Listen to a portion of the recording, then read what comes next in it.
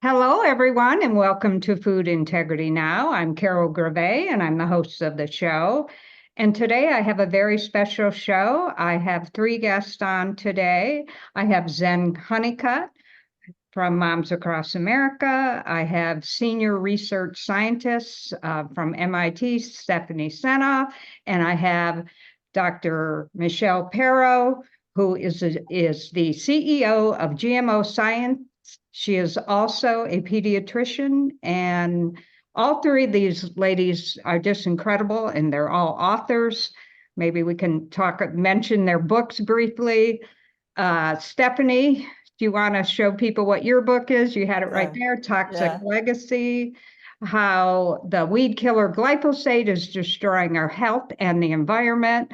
And then Dr. Perro, I kind of didn't prep you for this, so she's going to get her book. Yes. And Zen Honeycutt's, There you go. okay, so Zen Honeycutt's book is Unstoppable. And what's the tagline on your book? Transforming sickness and struggle into triumph, empowerment, and a celebration of community. Wonderful. And Dr. Perro? This is What's Making Our Children Sick, How Industrial Food is Causing an Epidemic of Chronic Illness and What Parents and Doctors Can Do About It. And this one's all earmarked and marked up. I've used my own book as a reference. Great. That's great. Well, I'm excited to have a conversation with all three of you today about the heavy metal testing of infant formula. And the results have just come out, and it was conducted by GMO Science and the new MDs, which involved all three of these ladies and Moms Across America. So you tested 20 infant formulas. So Zen, you want to start out with some of what the results were, and then we'll get into the science. I'll go through the results, and then I'd love to have Dr. Perro talk about what this means. And of course, Stephanie Seneff talk about the synergistic effects with all of these heavy metals and glyphosate and what she's been studying glyphosate and aluminum for years. So so the results were very disturbing. We had all expected at least some of the baby formulas to not have concerning levels of heavy metals in them because we tested organic and we tested goat's milk, cow's milk, and soy formula. And we'd hoped out of the 40 samples, at least some of them would not have heavy metals, but 100% of the 40 samples contained aluminum and lead.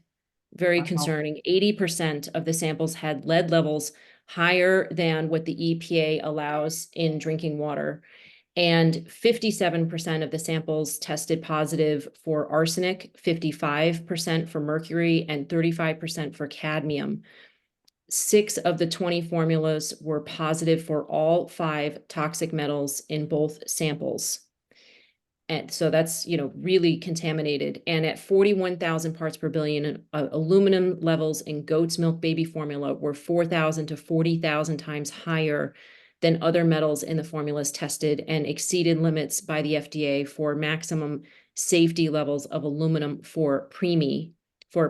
And the highest aluminum levels detected, this was in a goat's milk baby formula, was 200 times higher than what the EPA allowed in drinking water. So maybe we should talk about aluminum and lead first, and then we can take a break from the results and then go into mercury and the other things. Yeah. So aluminum, that is something that I'm hearing so much about because I personally go to a naturopath, and she said everybody she's testing has very high aluminum in their body. And, we're finding it now in the baby formula. So who would like to start out giving us a little bit of what happens to our bodies when we have, or what can happen when we have aluminum, and why is this happening? I can certainly give you some science on that because I've studied aluminum a lot over many years, and I've published papers on aluminum and its toxicity in conjunction with other things. And I think that's part of what's going on. And one of the interesting things that we talked about in the paper, which was centered on fluoride, and there's fluoride in all the water. They put fluoride into the water, the drinking water, in most of the states. Hawaii does not. And I'm quite thankful that they never managed to, they fought to keep that out of the water here in Hawaii where I am. But all the other states, I believe, have aluminum that's intentionally put in, have fluoride that's intentionally put into the drinking water. And of course, the drinking water, the water is going to be used to mix with the formula. So you're going to have fluoride in the formula when you mix it with your faucet water, the fluoride. And fluoride interacts with aluminum in a very interesting way. It's very reactive. Fluoride is very reactive. And aluminum is too. I mean, aluminum binds to fluoride very, very well. And it creates these aluminum fluoride compounds that look a whole lot like phosphate. And what they do is it's sort of like a hormone, like an endocrine disrupting, where you have things that look like estrogen, but this looks like phosphate, and it ends up going everywhere phosphate goes. And phosphate is PO4, right? It's 1 phosphorus, 4 oxygen, PO4 minus 2, I think. So phosphate plays a super important role in metabolism in many different ways. Phosphate, is phosphate signaling. There's all kinds of stuff that goes on with phosphate. And so aluminum fluoride does the same thing. So it's messing things up because it's going and pretending to be phosphate and confusing the system because it's giving you false signaling that's going to really cause a lot of trouble in your metabolism. Wow. So I think that's a very serious problem with the aluminum plus the fluoride. And then the other problem is aluminum plus glyphosate. And glyphosate binds to aluminum, and glyphosate binds very strongly to all these metals. And I think it's messing up the body's homeostasis for all of these toxic metals. It binds to aluminum. 2 glyphosate molecules will wrap around an aluminum atom and disappear its +3 charge. So aluminum normally is +3. It's a very highly positive. There's also a very big problem about aluminum. +3 charge, which when you put that into the blood, it actually binds to the serum albumin and messes up the zeta potential of the blood, which can really mess up circulation. Too much positive charge in the blood can mess up circulation. But the aluminum binding with the glyphosate wipes out the +3 charge and makes a small non-charged molecule, and then glyphosate sets up a leaky gut on top of that. So normally the aluminum stays in the gut, goes out through the feces. The body is very good at keeping the aluminum out of the body when you ingest it. But when you've got glyphosate, all bets are off because the glyphosate will actually open the barriers and then carry the aluminum across the barrier, circulate it in the blood, deliver it to the brain. And I wrote an article together with colleagues arguing that glyphosate would escort aluminum to the brain and drop it off there because the pH drops of the blood is lower pH, more acid is where glyphosate lets go of its aluminum. And both the glyphosate and the aluminum become very toxic at that point to the pineal gland, which is going to mess up its function and cause sleep disorder. So Wow. I think it's a very serious problem. The combination of glyphosate with all of these metals is going to make them more toxic. And then the other thing is any 2 of these metals in combination are far more toxic than both of them operating alone. It's much, much greater than ×2 because they're synergistically toxic. And that's been shown in studies that when you combine them, you have lead and cadmium at the same time. That's much worse than the amount of damage that would be done by each one of them acting by itself, if that makes sense. That's synergistic toxicity. Yeah. So thank you for that. And Dr. Perro, so what could happen in the infants' bodies with this high aluminum in there? What are you noticing in children, or what could happen? So unfortunately, aluminum is a neurotoxicant, which means that it affects the neurology of children's brains, which can manifest as learning challenges, psychological issues, manifest as behavioral challenges. But additionally, aluminum has an additional toxicity on bone and growth. And so children's growth and development, which is, rapid cellular turnover during this time can be affected by aluminum. Because colostrum is one of the things that kind of locks down this leaky gut in babies that are nursed. For babies who are only formula fed, that process doesn't happen. So colostrum could be one of the remediation techniques that formula companies could potentially add to improve infant formula. But I digress a second. So babies without the colostrum, with the added glyphosate-based herbicides, have an intestinal permeability. Babies also have leaky brain until about 6 months of age. So we all know that there's the gut-brain axis, and actually it should be relabeled as the gut-brain microbiome axis, because the microbiome is key, not only for development, immune function, but the microbes can also bind some of these toxic metals. So we now have these toxic metals crossing the leaky blood-brain barrier, leaky gut, going up the vagus nerve to the brain. Once these toxic metals enter the brain, they're very difficult to remove out of the brain. And we know these metals, aluminum, mercury, and actually cadmium. And again, there's negative synergism, as Stephanie already mentioned. When they're combined, their effect can be way more magnified, not just tripled. And they all cause, not correlate, but cause autism. And so that's a whole nother conversation. So autism is a neurocognitive dysfunction. I think it's actually an autoimmune disease, which is exponentially, we can, we all know that. We've all done podcasts on the rates of autism now. In California, it's 1 in 20. In New Jersey, I heard it was 1 in 13 boys now on the spectrum. Compare when I was a resident, it was 1 in 10,000. So that's just aluminum. And now, if the gut was intact and we didn't have other toxicants to manage, we could, in theory, pass out this aluminum. Actually, that's absolutely true. We can handle it, and adults can, some aluminum. But what we have is an allostatic load overload, which that means that children, whether they're on a spectrum or they have autoimmune disease or whether they have asthma, have too many toxins and toxicants, and their detoxification pathways are overwhelmed, and they cannot handle the toxic load. So we have literally poisoned our children. And lastly, I mentioned that there are certain nutritional supplements and additives which can offset heavy metal toxicity, iron being one, zinc being another.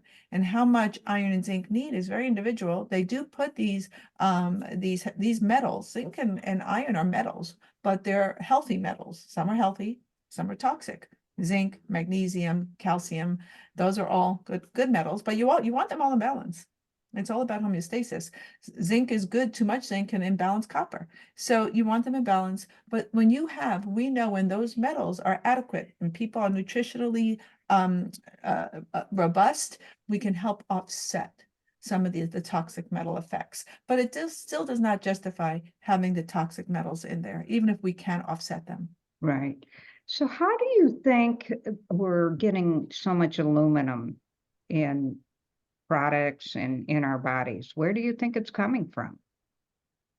Well, we did some research on this, and we believe that it could be coming from a couple of different sources. One was Kelly Ryerson, who's also on the board of Moms Across America, did some research and found that there are insecticides that utilize aluminum in them. So the spraying on the crops, so again, agrochemical farming, most likely more than likely a GMO type agrochemical farming. And we know that the aluminum is sprayed on these crops as an insecticide. So that's one possibility. The other one is geoengineering has been known to use aluminum in the cloud seeding, and then that would be sprayed and in the clouds and rain down on the grass.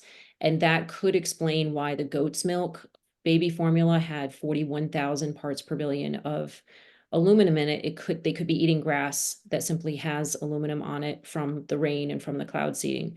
It also could be coming from industry, from factories and downstream in the irrigation water, or the fertilizers, animals that are eating grains that have been sprayed with the insecticides. It could be getting into their feces. And that would explain why even organic formulas, contained some as well, because organic farming requires manure to be used instead of straight up synthetic chemicals. The organic farmers can't use synthetic phosphorus and nitrogen and things like that. So they have to use manure, and the manure usually comes from confined animal feeding operations, which you've talked about quite a bit on your show. Yes. And those types of conditions are, not only completely inhumane, but the feces will often come from animals that are eating GMO grains sprayed with Roundup and, pesticides and, grown in fertilizers that utilize petroleum products, and petroleum products often have heavy metals in them. So there's many different ways, that it could be getting into the food supply. And the thing that Moms Across America has been working on is transforming the entire food supply, not just saying, hey, everybody eat organic, because organic is now being contaminated from industrial chemical farming. So it all needs to transform. Yeah. I Actually- might jump in another source there. I was contacted just yesterday, and you all know our friend Howard Vlieger. Yeah. And Howard, a farmer researcher, shared with me that one of the veterinarians he's associated with, had concerns that the animals were being vaccinated with vaccines in the animals with an aluminum containing vaccines, and through their contamination getting in the milk product. And that's what this vet was concerned about when she saw our research and whether I knew whether that was true. And I said, gosh, haven't thought of that one. We went through all the other possibilities, but yet again, that's another potential source. Yeah, wow. And I Well, think it's sad that and the organic, what's called certified organic, they can use this manure that comes from these extremely toxic cows that have been exposed to all these chemicals. You can't sort of draw the line between organic and not organic in a situation where there's all this non-organic stuff surrounding the organic farm. Even the spray that is next door in the non-organic farm, the organics can't protect themselves because of all the toxicity that's in the regular food that's grown in this ridiculous way. that is true, but I don't want our listeners to get discouraged. I still encourage you that organic is your best bet as far as, what you're putting in your body. Is it perfect? No, but as we move into organic regenerative farming, it'll get better. Exactly. And I So, think that's a good point, that we need to get more people to grow organic and to expand the organic market so that more of the food will be grown organically, and the organic will therefore be better because there will be less of that toxic right, stuff right. around. at the So- same time, we do need to call out organic standards, that none of the organic standard labels right now, certifications, test for heavy metals. And they really do have an opportunity, especially like Real Organic Project, I've asked them about it, to distinguish themselves from the USDA organic if USDA organic is not going to do anything about it. But Real Organic Project or Regenerative Organic Certified, one of these other certification labels could actually say, hey, we're going to require testing for heavy metals, and have that be where they're stepping up their game and distinguishing themselves from USDA organic if USDA organic is not going to do it. We think everybody should do it, of course. And just because heavy metals can be naturally occurring and, coming from rain or water or what sources beyond their control does not mean that it shouldn't be monitored. And I want to mention a good example of somebody who is doing that is Colleen Cavanaugh from Zigo. She has a granola, an oats type company, and she sells granola products. And on the bags, they have a QR code with a link to the website where that particular batch of oats has been tested for heavy metals, and you can see that it is cleared and what level it is. And so there are companies out there that are putting in that kind of transparency and vigor, and it can be done. And heavy metal testing is maybe $85 for the regular heavy metals. If you want to add in aluminum or some other toxic metals, it might be $140, but that's the prices we're getting from labs when we're doing a small quantity. If a food company that's going to be testing hundreds and hundreds of batches, I'm sure they can get an even better price. So we're not talking about a really impossible ask, a very expensive ask for these companies. Some of these companies, like we mentioned fast food companies before when we did testing there, the CEO of McDonald's makes $20 million a year. You can't tell me that they can't put in some, quality control testing. I'm not sure what the CEO of Abbott makes, but I'm guessing it's somewhat similar. I'm sure that they can afford some quality control testing every month, like the California bill AB 899, which was passed. They are requiring baby food to be tested every month starting January of 2025. California really led the way on this, but that's only baby food. It's not baby formula. So that's part of our ask and part of the sort of what we're hoping that these test results will compel, is for baby formula to be included in a federal, not just a California bill, but a federal bill, like the Baby Food Safety Act, which is out right now, to be included in that type of regulation. We just think it's simply appalling that the FDA is not regulating heavy metals in baby formula or in food across the board for everybody. What's equally frustrating is that I don't think anything we found should be shocking to anyone. I mean, we were shocked, but it's not. But we've known about the heavy metal situation. We wouldn't be the first group to study this. There are other studies out of different countries, not the US. There was a Turkish study, a Lebanese study. The FDA studied infant formula and found toxic metals. So we're certainly not the first. Additionally, we all know Dr. Gileric Seralini, and he published on his website, a scientific researcher on Roundup, that pesticides are contaminated with 6,600 times more in conventional crops and organic crops with toxic metals. It's a known fact. that pesticides have toxic metals. It's a known fact. So, but the surprising things were organics, because we tested 4 organic baby formulas, some US, some foreign, like Dutch, and a lot of moms of means preferred to use these Dutch formulas. Well, they were also contaminated, not as high in aluminum, but they also had some mercury and a little bit of lead. And what, Stephanie and I have opined many times is that not all heavy or toxic metals are of equal toxicity. So for example, mercury is the most toxic, with then lead and then aluminum, but cadmium is not so great either. Cadmium is kidney toxic and a carcinogen. And arsenic is not benign. So what we don't have data on is when you combine them, even at low levels, how toxic is it?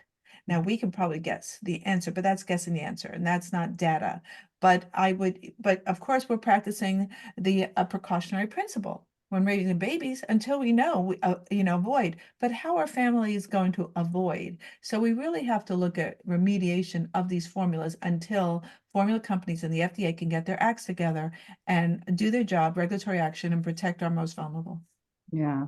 So you mentioned lead as being in a lot of these formulas, and it's All also of them. very All of them. Yeah. all in all of them. So let's talk about lead. What can happen to the body when it has lead in it? Stephanie, you want to jump in? You want me to jump in? ahead. I mean, I know it's bad, but it's the usual things, messing up the mitochondria and causing nerve. I don't know in detail exactly what the lead does. Yeah, it's sort of the same as all the other metals. There is no safe level of lead, and that's been established. We've been trying to get rid of lead in this country at least since 1970. Other countries since 1917 have outlawed lead, like in Australia. So we're way behind the curve. So there has been a very aggressive public health, outcry over lead. Well, let's give it that. And we thought it would be great when we put it all in gasoline, remember, to prevent the knocking. That's when we put lead, and it's in old homes. And actually just recently, standards for how much lead we're willing to accept in children's blood has been lowered to 3.5 micrograms per deciliter. Pardon. It can reduce your intelligence. That's a serious problem with it. So it lowers your IQ. The lead is a neurotoxicant, and it's not recoverable. You lose IQ points. It affects intelligence. It causes changes in your blood. It's a poison, a hematologic poison. And the main effects, all these metals, by the way, the 5 that we studied, are all neurotoxic, all 5. But lead is particularly onerous and not reversible. Now kids who are lead toxic, we do chelate them. So this idea of detoxification is in mainstream medicine. And now with the lower levels, I wonder how many kids will be chelating to get rid of the lead. So that's a public health problem. It's not just an urban city problem. It's everybody problem. And it starts now in infancy. I think that was one of the most surprising things I saw, was the lead in 100% of the samples. I think we were surprised by so many things, right, guys? But I think seeing that aluminum and lead, and aluminum being to the magnification of thousands of times higher than the other metals, was pretty shocking. And there's no way babies can offset this. And then when they are exposed to metals in other ways, whether it's eaten, breathed, drank, injected, however they're getting their metals, you can see they're set up for neurologic disaster. Wow. And then what about cadmium? What does that do to the body? Cadmium is a nasty metal, not benign, hard to clear. It's pretty kidney toxic, renal toxic is the main thing, and it's a carcinogen. And it's a lot of data about cadmium. And I think cadmium was Alice in Wonderland, right? Mad Hatter's disease. Wasn't that cadmium? That was manganese, I think. Was it with the watch with people manganese? Manganese? I think so. Yeah, manganese can be toxic. I mean, in fact, I would like to point out that all of the minerals that we essentially need as catalysts for our enzymes can be toxic. And in fact, the body has sophisticated mechanisms that are involved in transporting these, even iron, and manganese and zinc. They can be toxic. They can be both toxic and deficient at the same time. if the body doesn't know how to handle them. And that's just something that glyphosate messes up very badly. So I really think the presence of glyphosate in most of our food, I mean, it's shocking how many samples of food contain glyphosate, and it's chelating those metals and messing up the body's normal mechanism by which it transports them and delivers them to where they need to be. Yep.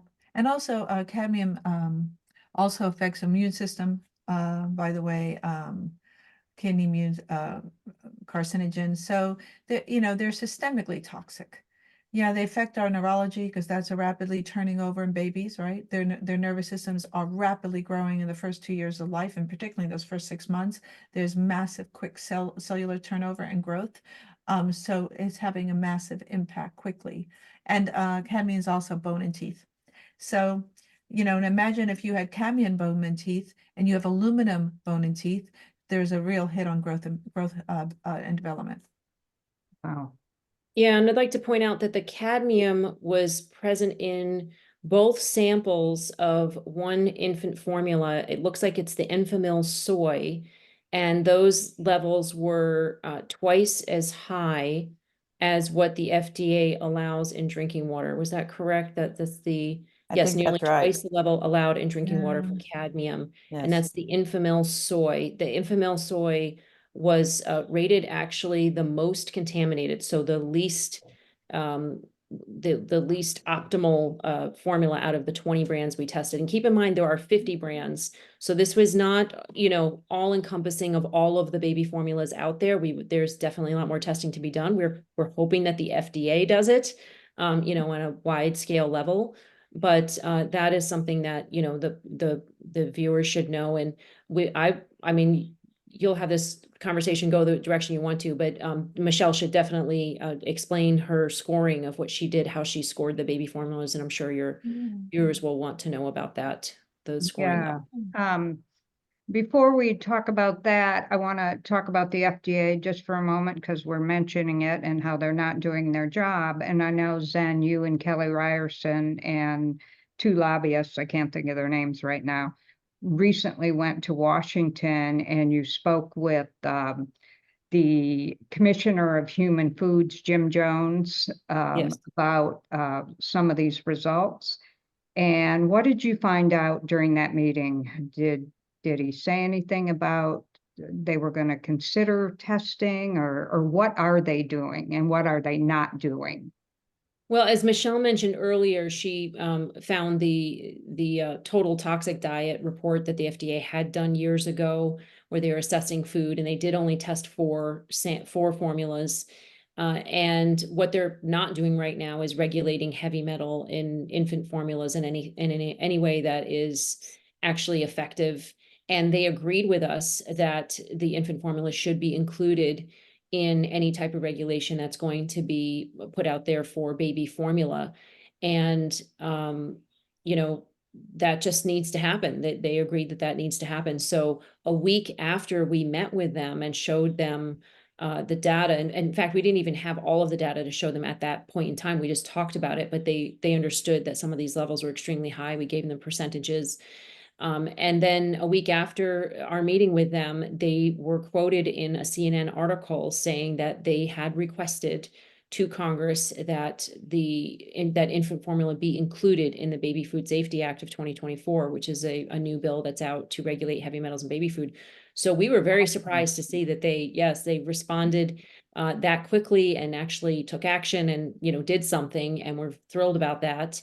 And now it's just up to Congress to actually pass that bill and include, amend it to actually include infant formula, which makes sense because it's the only food that many babies consume for the first 6 months of their life. It is the only food. So it seems to me like it should be in the Baby Food Safety Act. So we are hoping that people will go to our websites, gmoscience.org and momsacrossamerica.org, and copy and paste the petition that we have there and send it directly. A personal email is always likely to get more read than a chain mass email.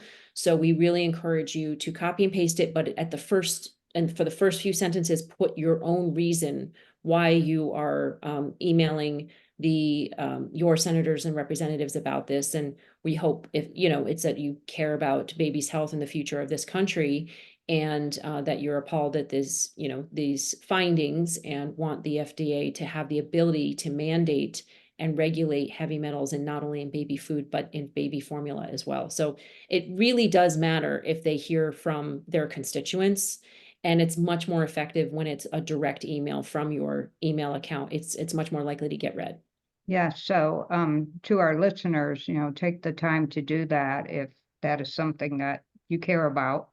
Mhm. And I will also put the links on the show page, so it'll be real accessible and easy for people to get onto. But take the time to do that. So important, because Thank you, Carol. it takes all of us, not just a few of us. It takes all of us. Yes. So let's move on to Dr. Perro. Do you want to talk about how you graded some of the formulas and what you came up with in that area? Yeah, as a pediatrician, what do we do but talk about formula, right? And this was never meant to be a shame and blame game, or, for any kind of, having people feel bad about, how they feed their babies. This is just an analysis of a very common type of feeding, because in the US, by 6 months of age, 50% of babies are receiving formula. So of course we encourage breastfeeding for those who can't, so formula should be an excellent option. It shouldn't be, oh my God, not baby formula. And that's what we have to change. It's not should be panic, but okay, we've got an excellent backup for when breastfeeding for whatever reason is not an option. Okay. So the way I scored it was from, 1 to being, better. They all had, once again, aluminum lead. So I thought, boy, gosh, pickings are slim. And ideally, I wouldn't want to see any of these metals in a product that I'm feeding a baby. And then 2, 3, not being so good. The challenge was, and this is where I could find no data, was it better to have 2 higher amounts of metals or 3 lower amounts of metals? And was there some sort of weight I should be giving based on science, how I should be weighing it? So if the lead was, if the aluminum was 40, but the mercury was 3 and the lead was 2, should it be weighted in a different way?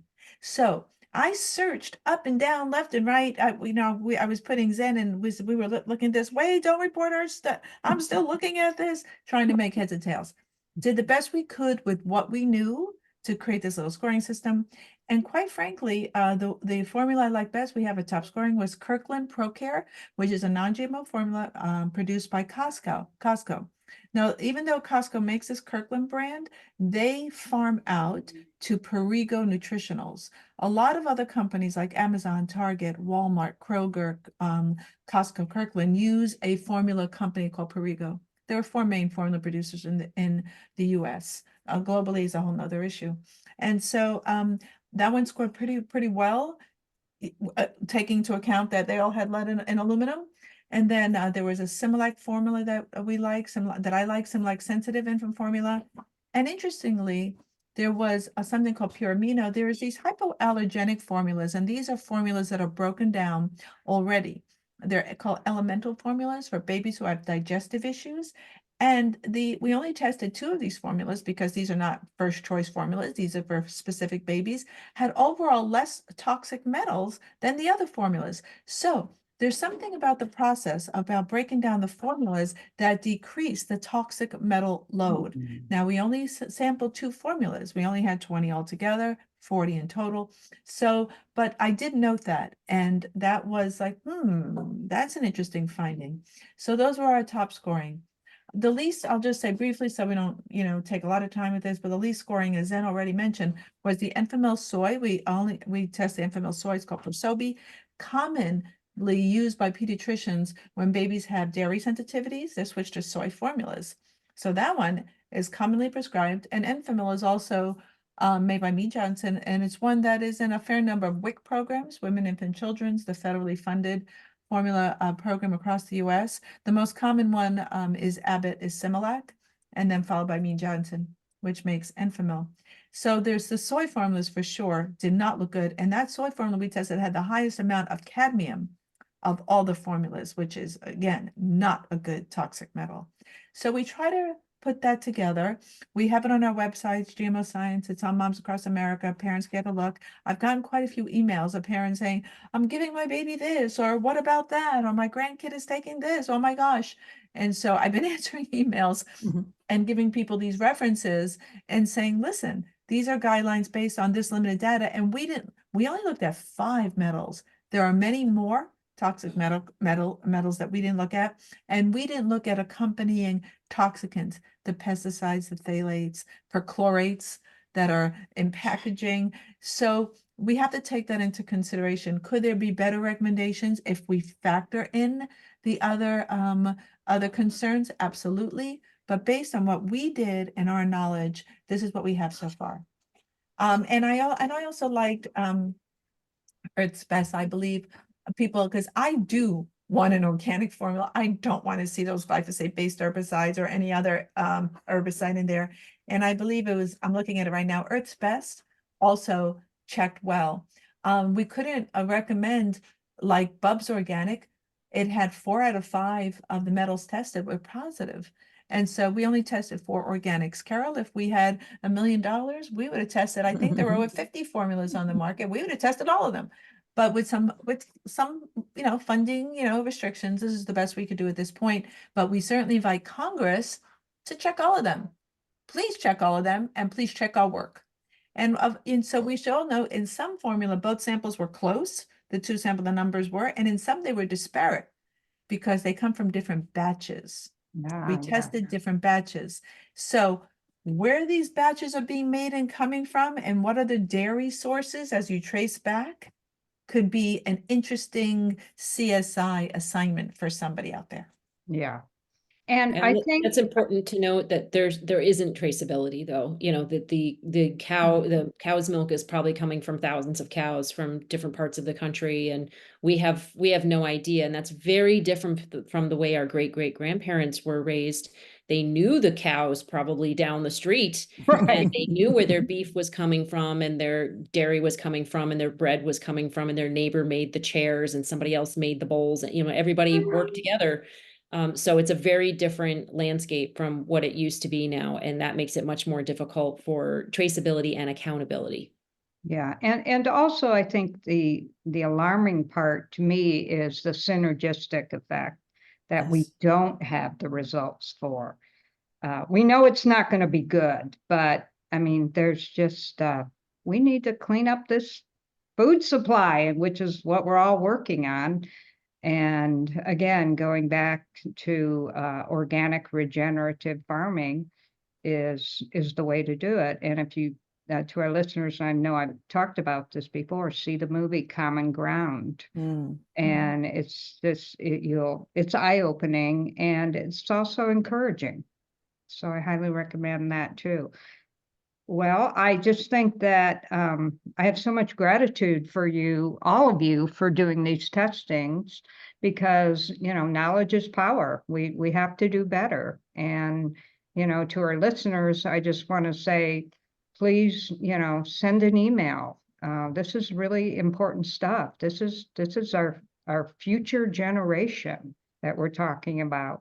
So I'm not trying to shame you into doing it, but it's just really important.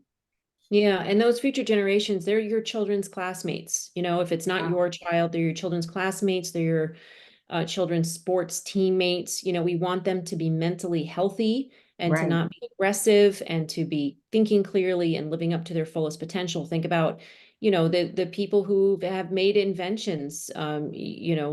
There's one woman who invented basically what is Wi-Fi right now. I think Hedy Labam is her name, something like that. Or the guy who invented Google, or, people who invent Facebook. It just takes a few people to invent something that will change the world. But our children will not be able to do that if their brains aren't functioning properly. And that's why it's so important to keep them clean and clear from heavy metals and toxins. I do want to mention just in case somebody is listening and not reading, can I mention what the top scoring and the lowest scoring was? Michelle, I don't think you read the name brands of all of them, right? No, Or do you want to do feel- Yeah, that? let's do Oh, yeah, that. feel free. Go ahead, please. Absolutely. Okay, so Michelle scored the top scoring least contaminated baby formulas were Kirkland ProCare non-GMO infant formula. She did mention that. And we want to say big shout out to Costco because they have, the best rating formula, which is great, or the least contaminated rather. And they also were the ones that stopped selling Roundup when we petitioned. Yay. Yes, that Yay! is So great. we're I very love happy Costco. about Costco, and Costco They have a also lot is of one the organic largest- choices. They Yeah. have, What's that? yeah, they're really good on organic. They're the food. number one Yes. retailer for organic. And they don't use a peel, that toxic heavy metal coating that we don't want to eat. Yeah, and- Costco does not use a peel. Yeah, Yeah. and if you're not familiar with that term, do a search on Food Integrity Now. I interviewed an expert on that and you'll learn about that. Okay, go ahead. Yeah, so we love Costco. They also give their employees holidays off, right? They're not open on holidays. So yeah, we just love what they're doing. Love the huge bags of organic broccoli too. Okay, so Similac sensitive infant formula was the second highest rated, and pure amino hypoallergenic powder infant formula was also among the least contaminated. Now, the lowest scoring were the ones that had some levels of every single heavy metal or toxic metal that we tested for. And those were Total Comfort infant formula, Up and Up gentle premium powder infant formula, Up and Up non-GMO hypoallergenic powder infant formula, Enfamil plant-based soy powder infant formula. So those are the brands that are the most contaminated of the 20 brands that we tested. You know, it's interesting, like that Up and Up formulas, that's Target. We weren't picking out Target or any particular organization, but Up and Up is Target. And like, why, would theirs be more toxic than others? They're using Perrigo also, and Costco is using Perrigo. You see, so Perrigo Nutritionals is the formula company making both the Kirkland brand, I believe, from what I've researched, and I would stand corrected if this is not accurate, and Target, making Up and Up, is also using Perrigo Nutritionals. So why would there be this discrepancy? There are things I didn't understand about what is going on between these companies like Walmart or Target. Amazon makes Mama Bear. Mama Bear also didn't test so great. It was positive for 3 out of the 5, but the reason why Mama Bear didn't rate well, because its aluminum was 24 parts per million, really high aluminum. So, but they also are using Perrigo. So there are things that I'm like, why? Why is this discrepancy? Do you tell Perrigo, oh, give me the low grade cow's milk? Or is Costco saying, give me the high grade cow's milk? I don't know, Carol. I don't know. We don't know. It So could even be just randomness because we don't know how much variability there is from sample to sample. We've only don't. done 2. We can see in some cases they have very different numbers. So there's probably huge variability. And you'd really have to test, 100 samples of each brand to figure out what the distribution is for that brand. And So also it's time tricky. of year, these Yeah. cows are being fed and when And crops where are being they're growing, where the sprayed, cows are, where and how they're much aluminum grown. is in the soil. I mean, there's so many factors. So it's really difficult to. So that's why it's sort of hard, but again,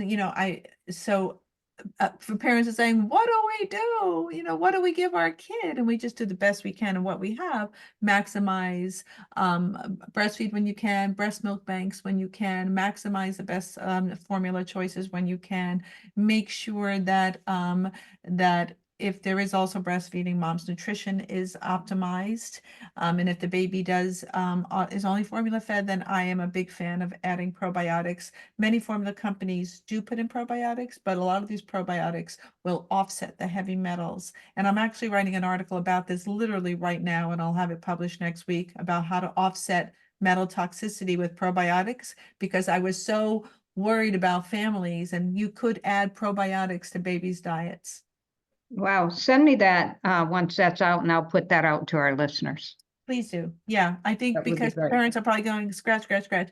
And I'm going to name which probiotic brands. I've just written the types of organisms, like which microbes, and now I'm going to find the best brands for babies so I can make some recommendations. I have no skin in the game. I'm not invested, no monies. It's just, where can parents buy these probiotics. Well, we love solutions, and Yes, we do. the bottom line to this is we've got to get these toxic substances out of our food supply, and especially what we're feeding babies. So thank you very much, Zen and Stephanie and Dr. Perro, and your work is incredible, and we appreciate everything you do. And if you want to donate to any of their organizations, please go to their websites. I'll put them on the show page too, and do so if you can. And, you know, to our listeners, thanks for being here. And we'll keep bringing you information as we get it regarding